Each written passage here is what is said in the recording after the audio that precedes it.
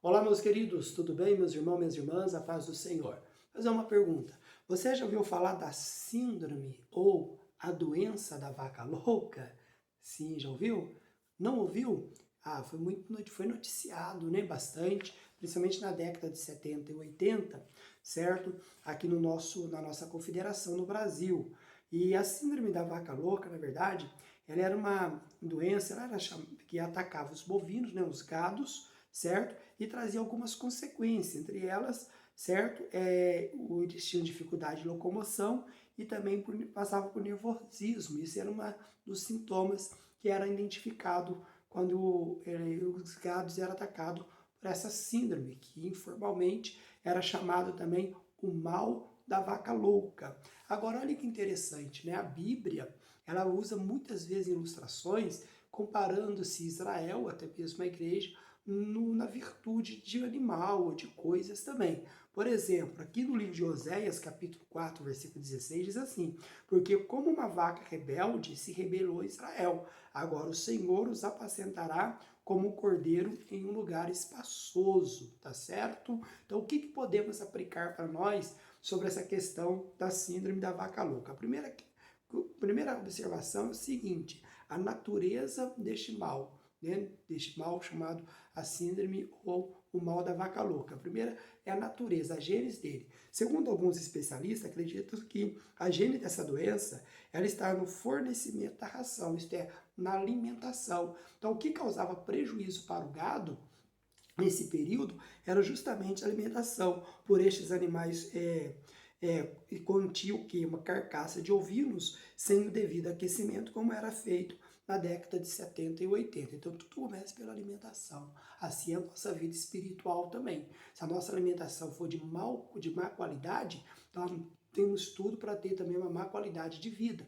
E agora eu estou falando de vida espiritual. Então, se a nossa alimentação espiritual for ruim, quer dizer, não tiver ortodoxia na palavra, pureza na doutrina, então a tendência é que gere em nós problemas gravíssimos, com consequências gravíssimas, como por exemplo o mal da vaca louca. Quais eram as consequências que tinha no gado? Tinha a consequência da perfuração do cérebro, perda de coordenação motora e, consequentemente, a morte. Quando eu vos falo de perfuração do cérebro, aplicando para nossos dias, aplicando espiritualmente para a vida da igreja, nós temos o quê? A questão da mente cauterizada. Então pode observar que Paulo vai tratar esse em 1 Timóteo, capítulo 4, versículo 2, em 2 Coríntios, capítulo 4, Paulo vai dizer também que o evangelho está encoberto para os que se perdem, certo? Porque o Deus desse século, T minúsculo, cegou o entendimento dos incrédulos, que é o primeiro sintomas, é a primeira reação que uma má alimentação pode causar, causava no bovino, agora causa também espiritualmente na vida da igreja. Quando não tem uma alimentação saudável, a pessoa vai acreditando naquilo que vai dando para ela. Hoje nós temos inúmeras alimentações prejudicial à noiva do Cordeiro, que é o chamado evangelho distorcido, que é chamado a hipergraça, hoje é chamado da salvação, como que a salvação ela fosse totalmente universal, todos vão ser salvos, não há inferno, não há condenação, uma mensagem que massageia ego, isso vai cauterizando a mente, trazendo alguns prejuízos, entre outros, o segundo estágio da doença, que é justamente a fase da perda da coordenação motora do corpo. Aí você tem em mente que a Bíblia fala do corpo, por exemplo, nós, igreja, nós não somos a igreja, nós somos membro do corpo, certo? A igreja, eu não sou igreja sozinho, eu sou parte da igreja, eu sou membro do corpo. Então, olha que interessante. O que a Bíblia vai trazer nessa analogia? Observa, em Tiago 1,13 fala que ninguém sendo tentado diga que por Deus é tentado. Vai falar que cada um é tentado conforme a sua própria concupiscência. Primeira verdade, a divisão começa no cérebro.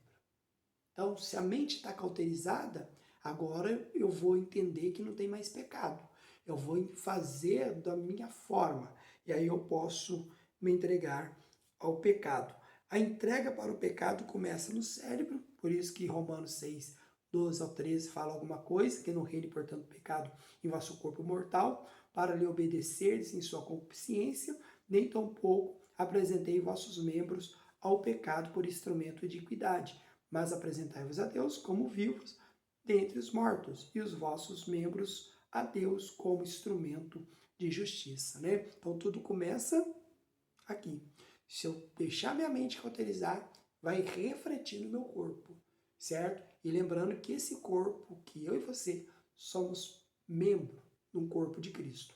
E aí vamos perder a coordenação motora e vamos nos entregar facilmente para o pecado, que é o segundo estágio da doença ou do mal da vaca louca.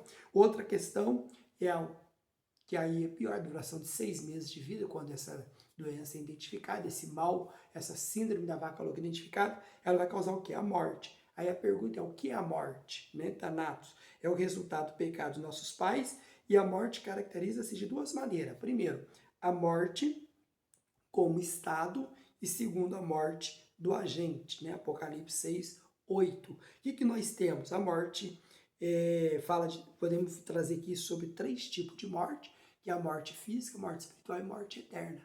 Morte não significa extinção, fim, mas separação. Então, a morte física é separação, certo? Do espírito e alma do corpo, é chamado também dissolução vital do organismo. A morte espiritual, o estado do pecador, que vive tudo, mas está separado de Deus. E a morte eterna, que morre no estado de pecado. Tá joia? Paulo vai dizer em Efésios capítulo 2, versículo 1, e vos vivificou estando vós mortos em ofensas e pecados, certo? Então, uma pessoa que foi afetada pelo mal da vaca louca, ele vai estar o quê?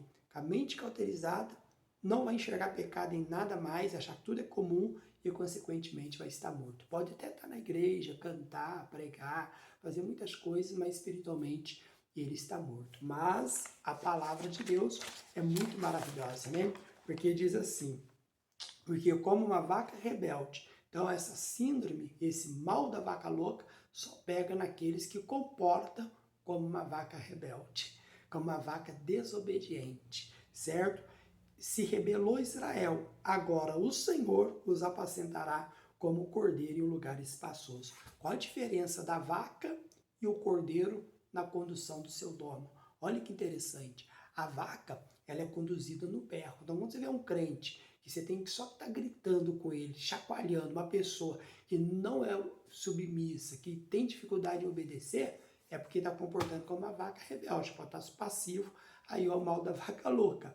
Mas a ovelha, o cordeiro, ele é conduzido pela voz do pastor. Jesus diz que ouve a minha voz, né, e a conhece. Então, a ovelha, que não é a vaca, que não é como a vaca, né, ele vai, então, ser conduzido pela voz. Uma outra questão, que a vaca, o boi, quando eles vão para o matadouro, eles fazem força, resistência.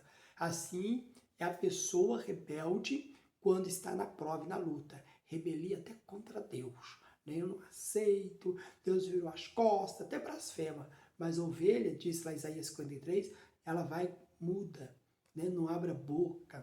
Por quê? Porque ela é submissa e você confia que Deus está contigo até nos momentos difíceis. Então, que Deus possa continuar abençoando e nos guardar deste mal da vaca louca. Lembrando que está em Isaías 26, 3, tu conservarás em paz aquele que a mente, olha bem, não está cauterizada, mas está firme em ti, porque confia em ti. E lembre-se também, 2 Coríntios, capítulo 14, capítulo 2, versículo 14 ao 16. Ora, o homem natural não compreende as coisas do Espírito de Deus, porque parece loucura, e não pode entendê-las, porque elas se discernem espiritualmente. Mas o que é espiritual discerne bem tudo, e ele de ninguém é discernido, porque quem conheceu a mente do Senhor para que possa instruí-lo? Mas nós temos a mente de Cristo. Que Deus nos livra do mal da vaca louca. Que Deus abençoe.